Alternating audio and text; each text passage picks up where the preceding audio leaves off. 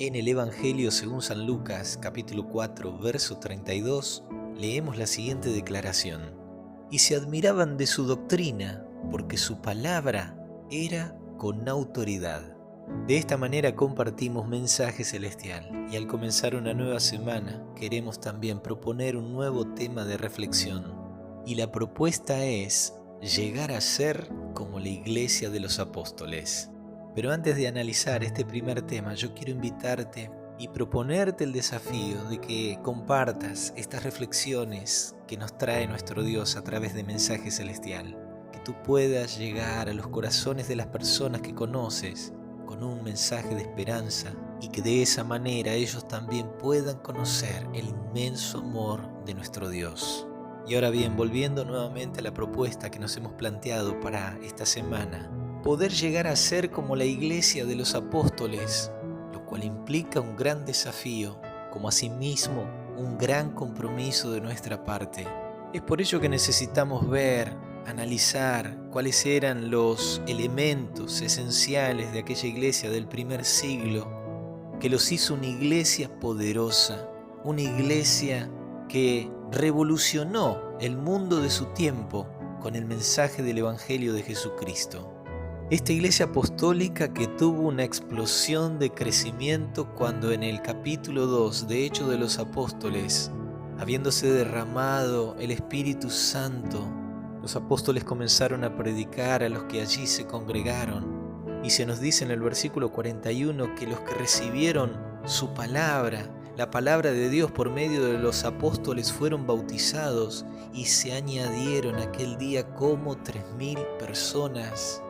De tan solo 120 que estaban en el aposento alto, llegaron a ser de un momento a otro más de 3.000 personas.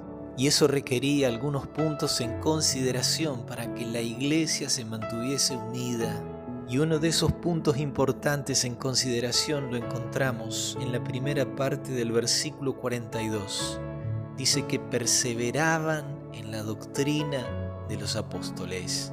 Esta iglesia del primer siglo que defendía la verdad, que defendía y predicaba el Evangelio de Jesucristo, ese Evangelio estaba fundamentado por la doctrina, por las enseñanzas que habían recibido de su maestro.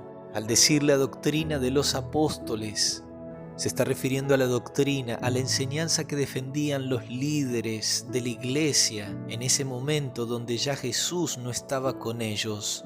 Pero no era una doctrina elaborada por ellos mismos, ni fue el resultado de sus pareceres personales, sino que era la misma enseñanza, la misma doctrina que habían escuchado de Cristo Jesús en los 3 años y medio que caminó con ellos, que iba con ellos de un lugar a otro. Ellos pudieron ver a Jesús hablar a las multitudes y ver a las multitudes, a las personas, a las gentes atraídas, cautivadas por la enseñanza de Jesús, tal como lo dice en el Evangelio según San Lucas capítulo 4 verso 32.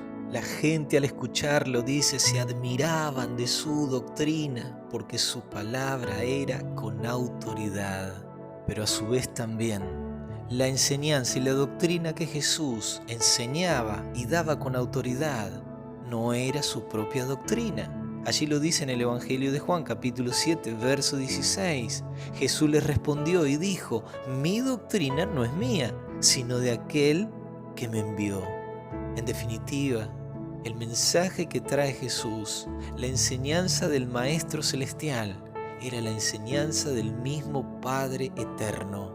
Y esa es la enseñanza que a través de los siglos debía ser predicada, el Evangelio eterno, la doctrina celestial. Y esa tiene que ser una característica para la iglesia de este tiempo. Es la misma característica que tenía la iglesia del primer siglo, que hizo de ella una iglesia exitosa, una iglesia que perseveraba en la doctrina de los apóstoles, la cual habían recibido de Cristo, la cual a su vez Él traía como la doctrina del Padre Celestial.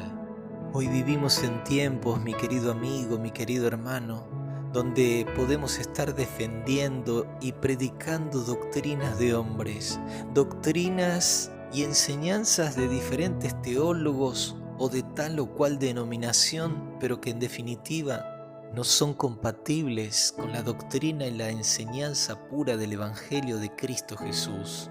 Hoy yo quiero invitarte para que tú escuches la enseñanza del Maestro, para que tú te sientas atraído, para que tú te sientas cautivado por la doctrina de tu amado Salvador, esa doctrina que Él trae del mismo Padre desde el trono celestial, esa doctrina que le legó a su iglesia del primer siglo, para que también nosotros en este tiempo podamos llegar a ser como la iglesia de los apóstoles.